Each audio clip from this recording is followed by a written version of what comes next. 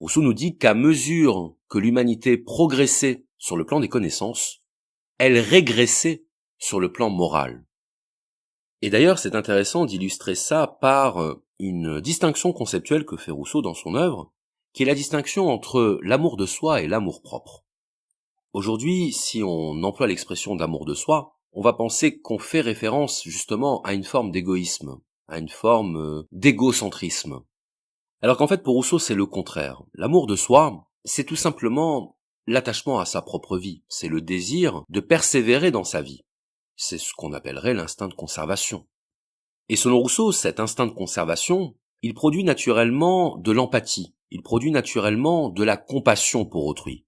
Et d'ailleurs, c'est quelque chose qui peut aujourd'hui se justifier sur le plan scientifique par la mise en évidence des neurones miroirs. Les neurones miroirs qui font que lorsque l'on va voir quelqu'un souffrir, on va reconnaître sur son visage, par exemple, les signes de la souffrance qui vont nous ramener à notre propre expérience de la souffrance.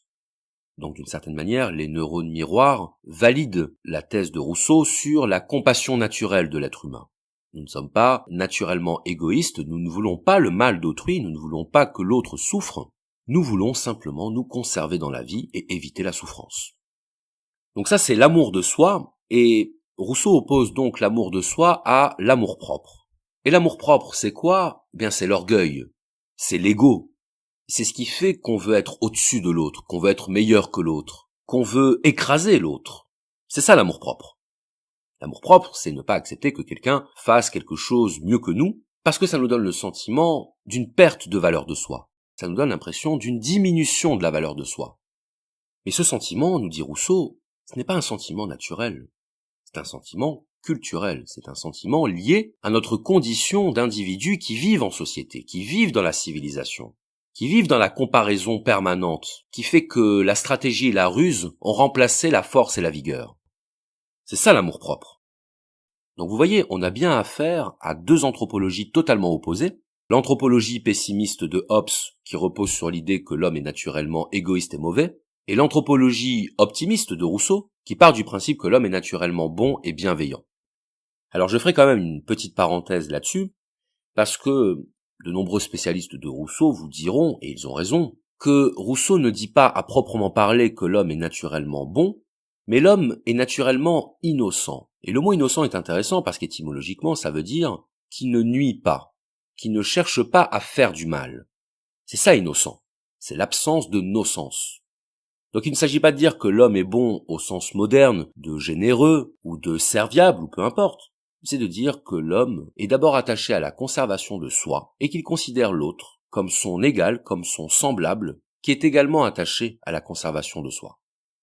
L'homme à l'état de nature, par exemple, ne va pas provoquer des conflits sans raison. L'homme à l'état de nature ne va pas créer un conflit pour en tirer un intérêt. Il ne va pas chercher à créer des intrigues politiques pour augmenter son pouvoir, pour augmenter son emprise et sa capacité de domination sur les autres. L'homme à l'état de nature va se contenter de survivre.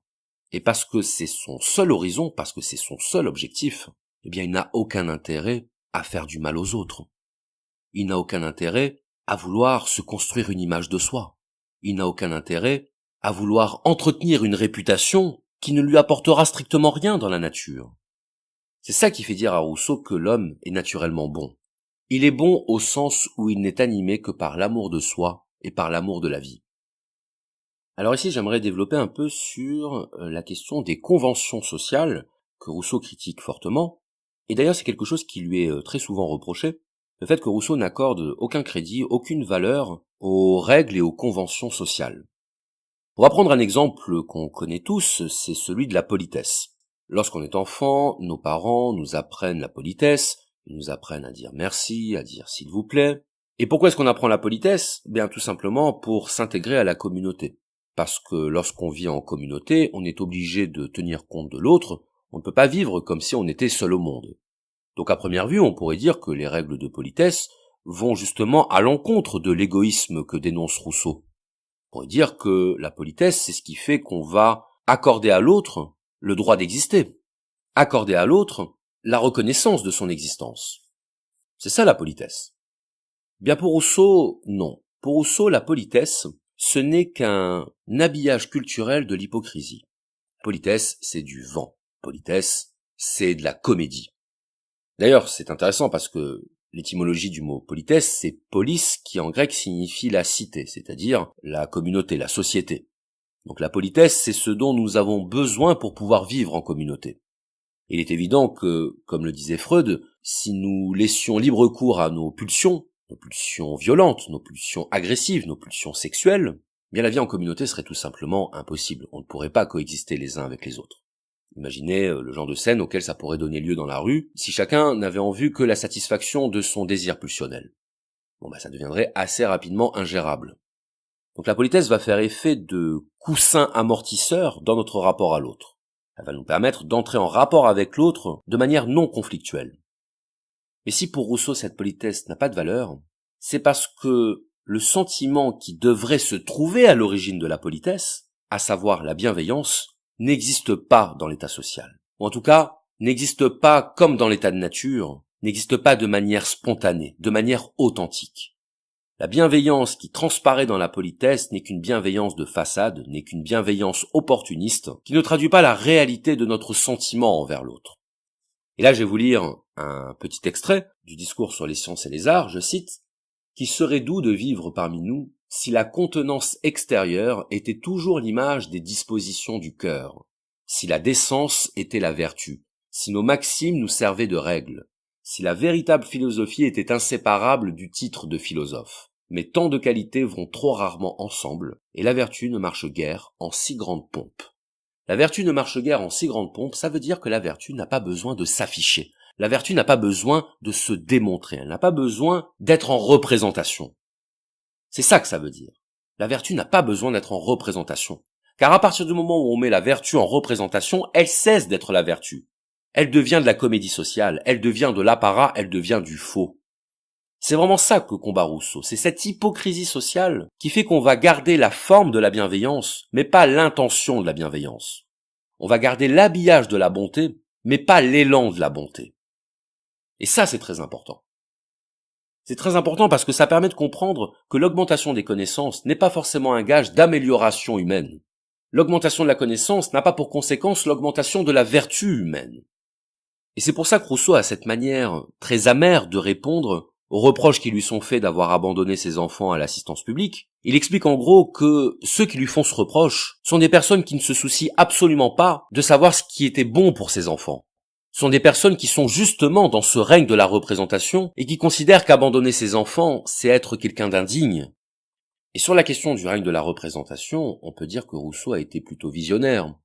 Alors évidemment, je vais vous sortir l'éternel couplet sur les réseaux sociaux, dont la fonction est de moins en moins sociale et de plus en plus personnelle, c'est-à-dire de créer et de renvoyer aux autres une certaine image de soi, une image de soi qui correspond au jugement que l'on veut recevoir, ou en tout cas à l'impression qu'on veut renvoyer aux autres. Mais il n'y a même pas besoin d'aller jusqu'aux réseaux sociaux. Il suffit parfois d'observer les comportements entre collègues de travail, entre voisins ou même au sein des cercles d'amis pour se rendre compte à quel point le besoin d'être meilleur que l'autre, ou en tout cas d'apparaître comme meilleur que l'autre, à quel point ce sont là des ressorts de la vie moderne.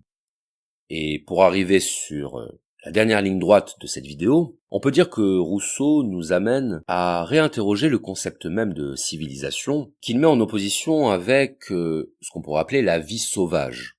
Alors je précise immédiatement que le mot sauvage fait partie des mots dont on a le plus galvaudé le sens. Lorsqu'on entend le mot sauvage, on pense immédiatement à des êtres humains qui se comporteraient comme des animaux, comme des bêtes. Donc on considère que le mot sauvage a quelque chose de très péjoratif, pour ne pas dire déshumanisant. Alors il faut savoir qu'étymologiquement, le mot sauvage signifie simplement qui a grandi dans la nature, qui s'est développé à l'écart de toute intervention humaine, à l'écart de toute influence de la société. C'est d'ailleurs pour ça qu'on parle de plantes sauvages ou de fruits sauvages, c'est-à-dire des végétaux qui n'ont pas été plantés par les hommes. C'est ça la signification originelle du mot sauvage.